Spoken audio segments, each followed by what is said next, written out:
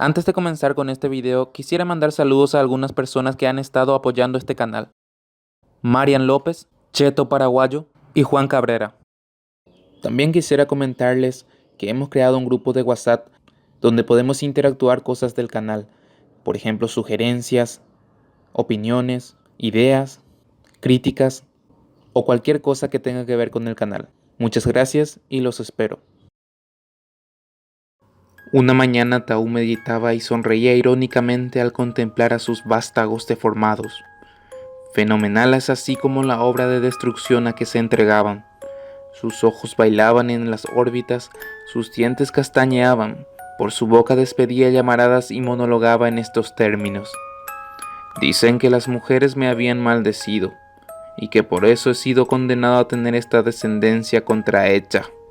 La maldición no es mía, la maldición es para los humanos. ¿Qué mal te has equivocado, Arasí?, decía Taú riéndose de la supuesta maldición que pesaba sobre él. Era una noche blanca. La luna iluminaba el conjunto de panoramas que ofrecía los contornos de Atirá. Tumé organiza una sesión secreta a los más caracterizados invitados, dejando en claro la confidencialidad de la información, pues el plan no debía llegar de ninguna manera a los oídos de Moñay, ya que en esta pelea, de un momento a otro el cazador puede ser la presa. El profeta Tumé quería acabar con los denominados mitos para devolver la tranquilidad al pueblo, que en estos momentos se encontraban cegados por el mal. Asesinatos y robos por aquí, violencias por todos lados. Tumé profetizó lo siguiente: una de mis hermanas ya está destinada al sacrificio. Tiene la misión abnegada y sublime de salvarnos. Si la suerte le acompaña, volverá ilesa, y si no, su vida habrá sido ofrendada en holocausto a nuestra tranquilidad. Marchará resuelta a aplacar las iras de Moñay, a seducirlo, a desarmarlo, o en caso contrario, a perecer. Tan pronto como regresó a su casa, Tumé reunió a sus 3 hermanas, Tupinambá, Guaraciabá y finalmente Ponasí, quien era la menor de todas. Todas estaban al tanto de la influencia maléfica de los 7 espíritus que los llenaban de terror. El profeta empezó a decirles: una de ustedes me dirá si se anima a afrontar la magna hazaña de ir ante Moñay para poner en ejecución el Aranducaatl, plan que he forjado para acabar con esto de una vez por todas.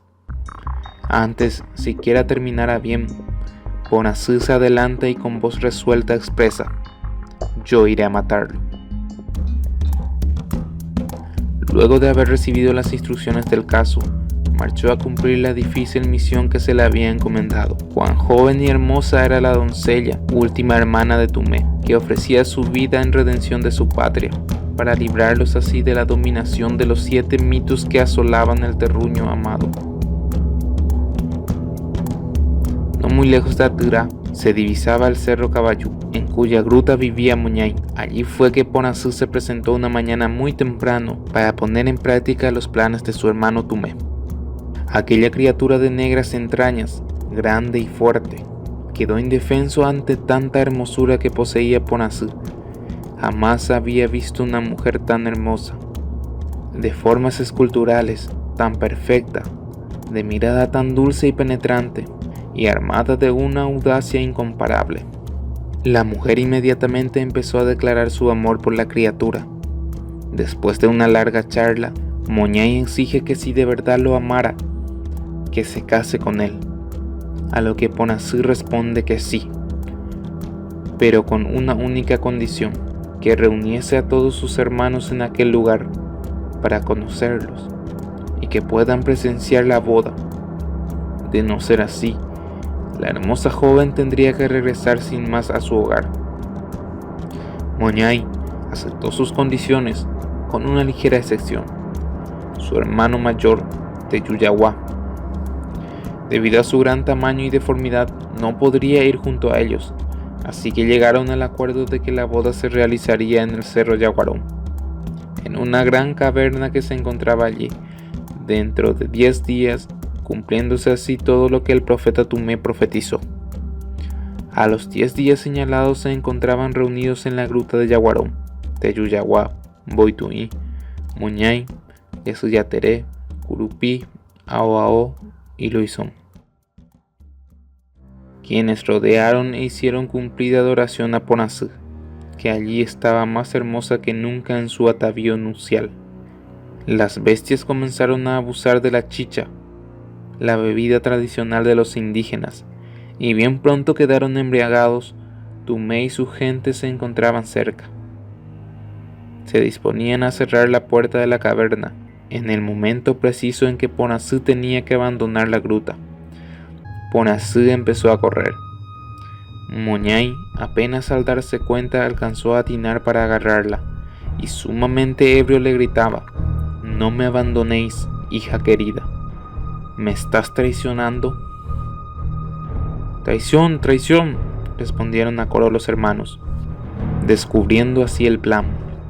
Ponazú gritó a los suyos: «Ya no puedo salir, prefiero morir aquí con ellos, aseguren la entrada». En tales instantes Tumé prendió fuego a la hoguera y siguió atizando toda la noche. Entre tanto, Tumé y los suyos acumularon piedras y leñas de modo que ya nadie pudiera salir de la caverna, y los 7 hermanos maléficos, al verse así encerrados, comenzaron a lanzar alaridos terribles. Teyuyaguá ladraba desesperadamente. El garrullo en Boituí despedía gritos desaforados, produciendo todo esto una infernal orquesta que hacía trepidar la tierra en aquellos contornos. El uno lanzaba ayes ensordecedores, otro bramaba, otro lanzaba alaridos, y los demás contribuían con sus voces a una gritería capaz de reventar los tímpanos. La puerta de la caverna se sentía crujir. Las fuerzas concentradas de todos ellos hacían vacilar toda la tierra en los alrededores, hasta levantar una densa polvadera que oscurecía el cielo.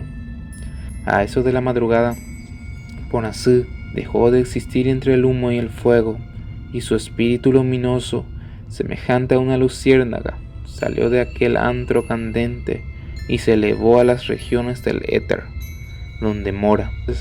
El firmamento se exornó con la estrella matutina que los guaraníes llamaron Villacoe.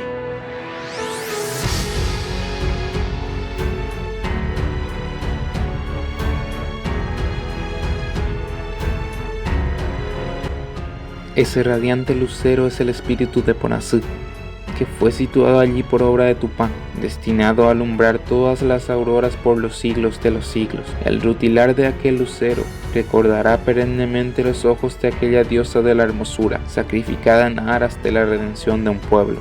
Ponazú fue la primera en asfixiarse. Los demás mitos necesitaron 7 días y 7 noches para consumirse. Y así, sus espíritus purificados por el fuego abandonaron el antro ígneo, y también resplandecientes remontaron hacia el infinito, ubicándose los 7 unidos para formar después el conjunto astronómico de las 7 cabrillas, Eishu.